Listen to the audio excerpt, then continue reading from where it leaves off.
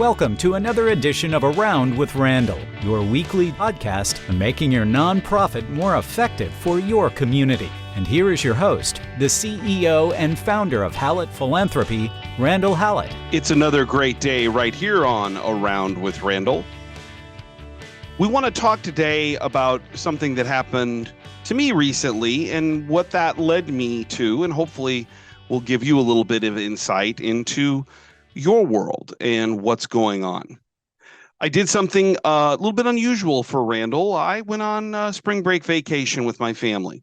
This is, in my 52 years, the first time I've ever gone anywhere on spring break. From being a kid to high school to college to law school to adulthood. And I had a fabulous time. Unfettered moments with my kids and my wife that I needed. And it was terrific. But something happened on the trip that really caused me to do some reflection and discernment that is connected to what we do in nonprofit worlds. Let me set the scene for just a second.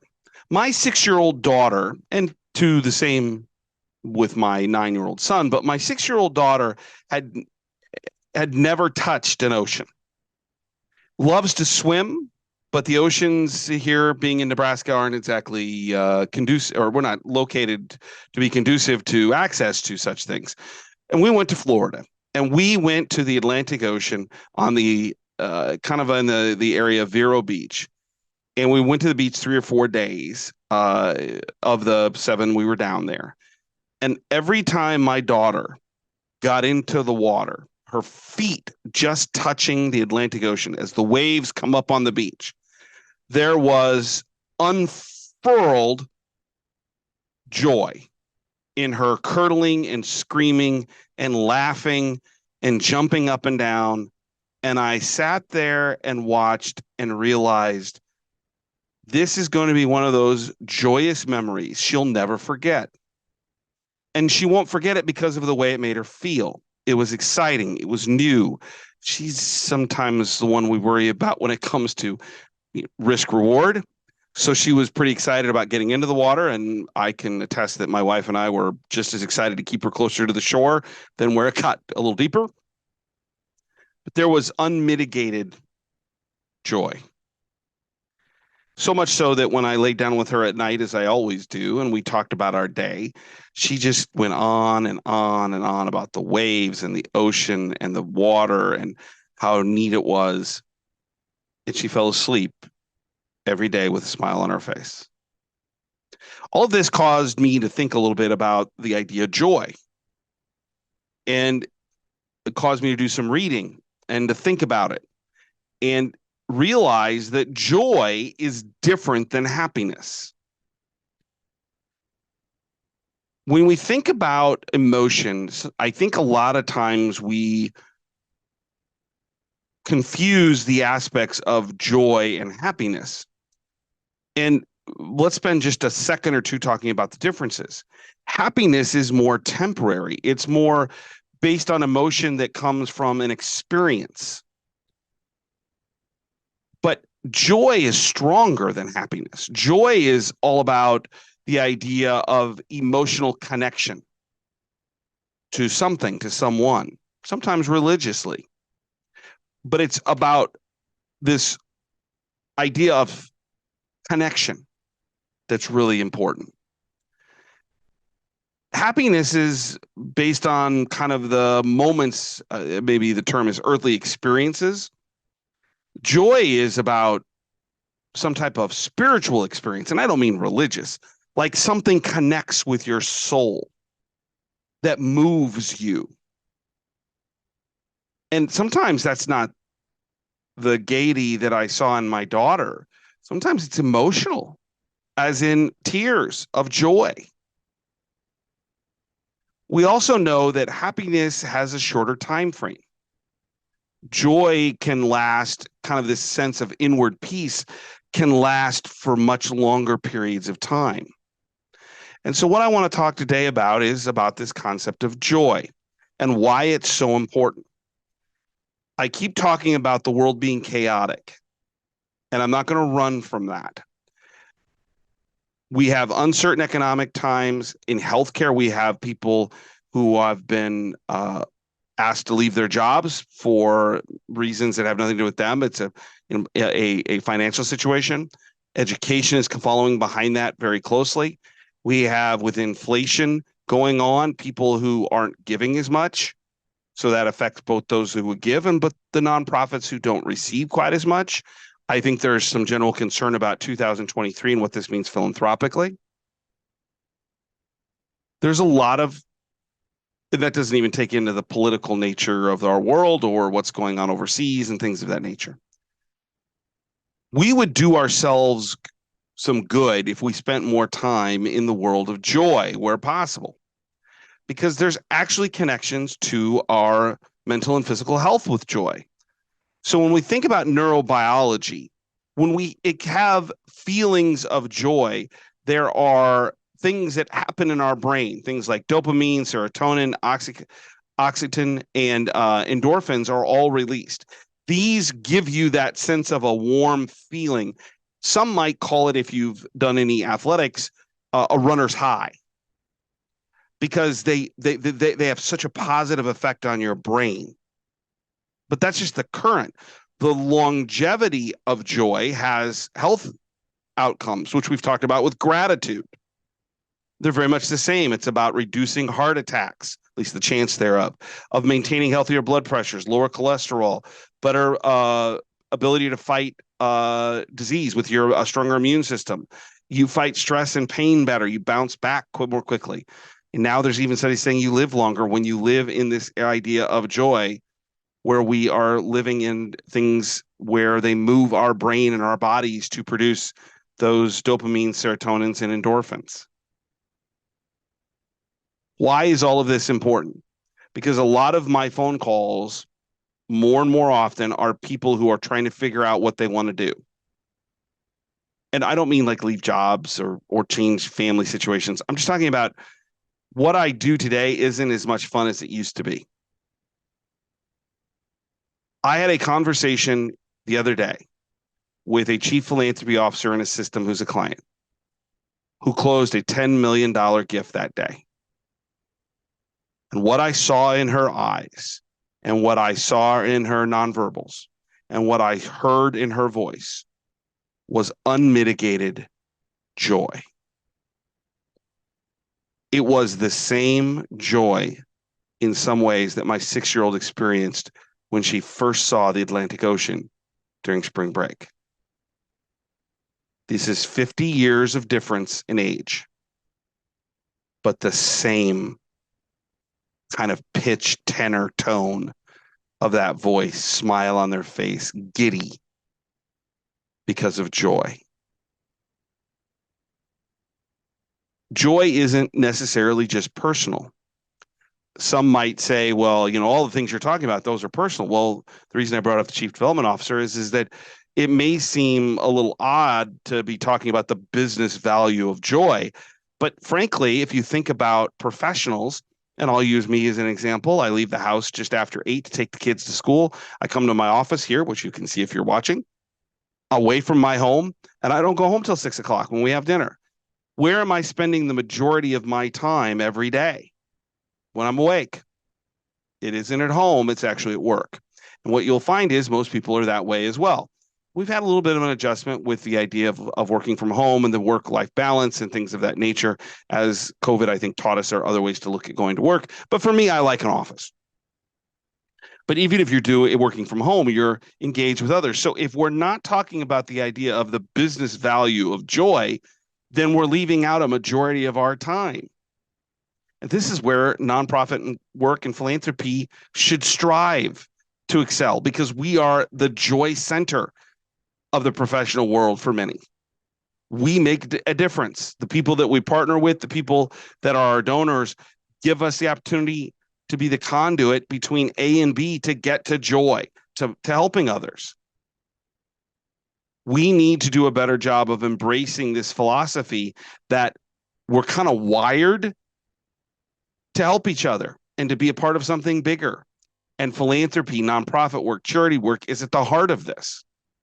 So what can we do in the business world And then we'll talk about the personal here at the very end, that can and should engender this idea of joy.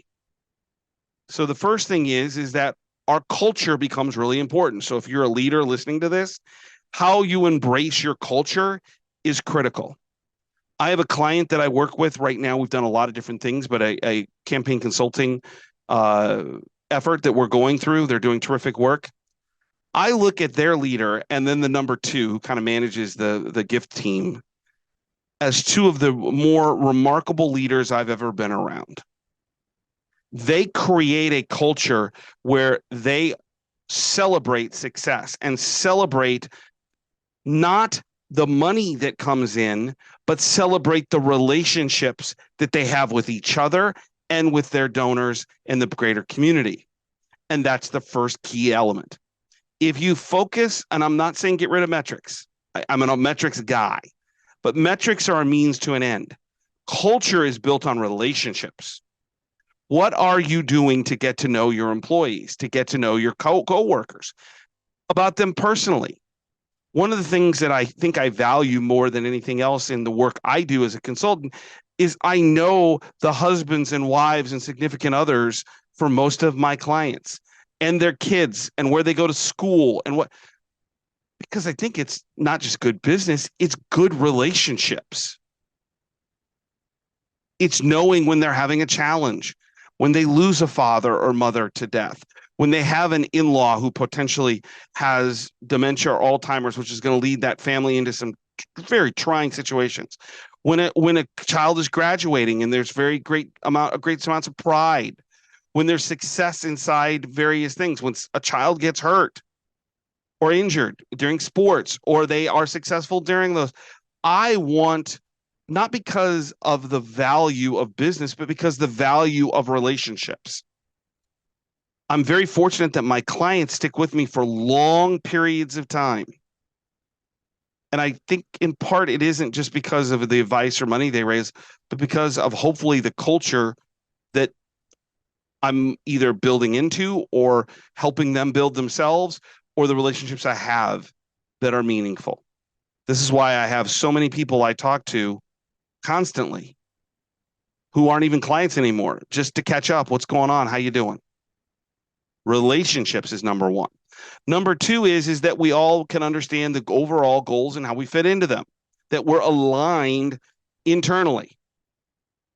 So personal first, second is alignment. How do we fit into the bigger picture? I think healthcare is struggling with this right now because the finances are so crazy that philanthropy is kind of like even pushed further away. And I keep fighting CEOs and executives like, no, you got to bring us in. First of all, we're a great revenue stream for cheap dollars. But number two, we're the guide to joy.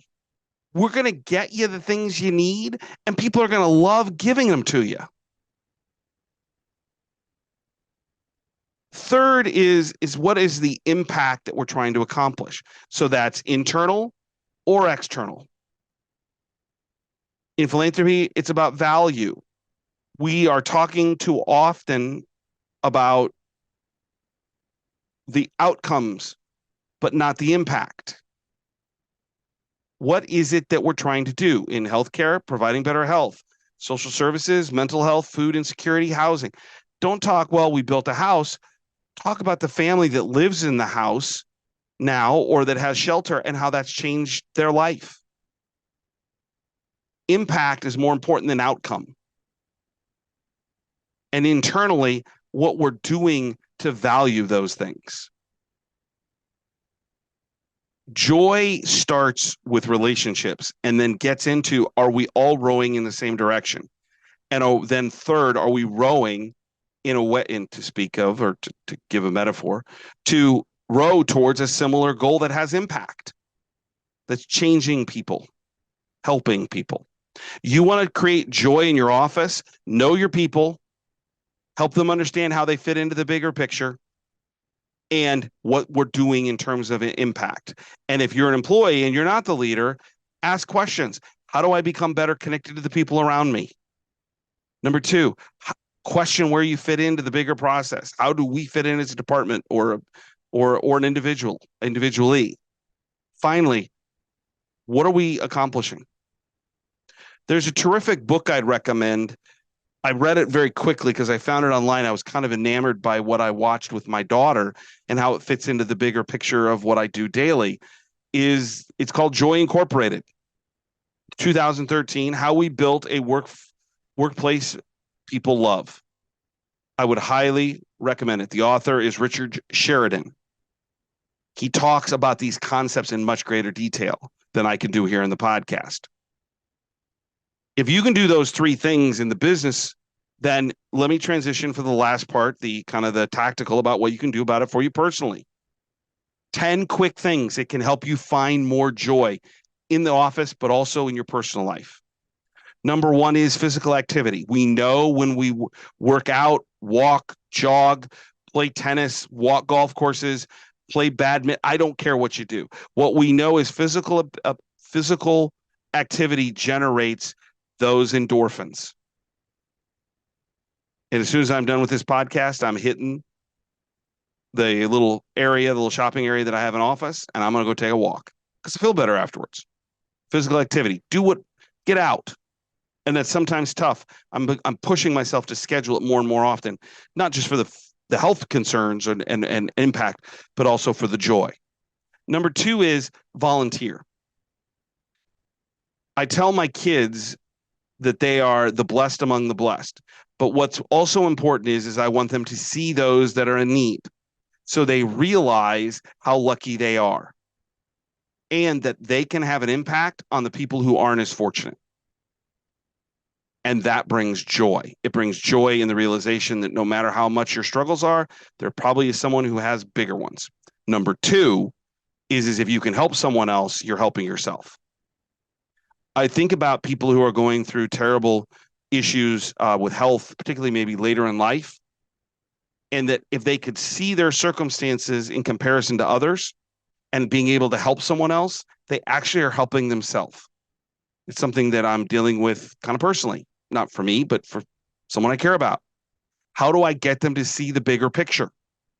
That there are great opportunities for them to enjoy life and also help others at the same time. Number three is connecting with what I will call spiritual side or your spirituality. And that they may not be religious. That doesn't mean Christianity or Judaism or Muslim or Islamic faith or any other. It may be as simple as meditation. How do you close your eyes and pull yourself out of the druthers to kind of know where you are and to have a moment of peace? Maybe you can do that while you walk. I tend to find myself doing that a lot. Sometimes it's just sitting away from the kids. How do you find that sense of peace? Number four is try something new. The reason my daughter was joyous was it was a new experience. If and when we go back to the Atlantic Ocean or the Pacific Ocean, it will not be as joyous. It'll be fun and she'll probably be happy. But that new moment of discovery was so impactful. This is why I love reading about history and learning about people, because if I can learn something that they did or something they believed in that made a difference, that's a value to me. It makes me joyous. What is it you can discover? Pay attention to the good. This is kind of a, A and B. And conversely, limit the negative. I find myself watching less and less news, particularly at night. Particularly at least in the central region, between 6 and 10. Nobody's happy. And if you sit and watch the news, and I'm old school, so I don't have Twitter, I don't have Facebook.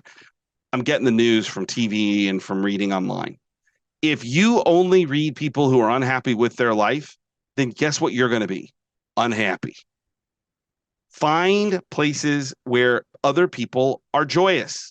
And guess what? You'll be more joyous too. And the news ain't it. Now, that doesn't mean we can just check out and not know what's going on in the world. But it is important to realize that it's a lot easier to sell eyeballs on televisions for money and commercials and all those things with the news being negative than it is positive. Also, focus on the things in your life that are positive. And I'm not talking about money. I'm talking about the little things. Health, which isn't really that little. Or time with your kids.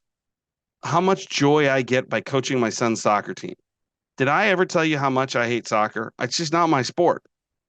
But I'm having a ball coaching him and his friends because it's joyous. I get to be a part of what they're going through. It's not about me. It's about them. Celebrate wins. Celebrate moments of joy. Do something that is bringing you happiness by the joy you've realized. The activity will bring you happiness, but the joy should be celebrated. Don't be afraid to celebrate those moments. And finally, if you get to a point where there's depression, talk to a professional. Don't wait. And I know it's challenging. There's wait times and everything. There's a lot of great either communication, which I'm not an expert at, but in terms of how to communicate with people to help them through depression or challenging times, as well as medication. It'd be the last of my choices, but I'd be remiss if I didn't mention them. There are ways to bring joy and realize joy in your life, and to do so professionally. And I'm hoping today, based on my daughter's cackling and screaming and jumping, it gives you a sense that you can find the same in your life. The question is, are you open to it? And what you might be able to learn from looking around and helping others and being engaged, and professionally helping to create that environment by making sure you have deep relationships with people you are and they are knowledgeable at where you're trying to go and what the impact is, not the outcomes, what the value is of what we're trying to do.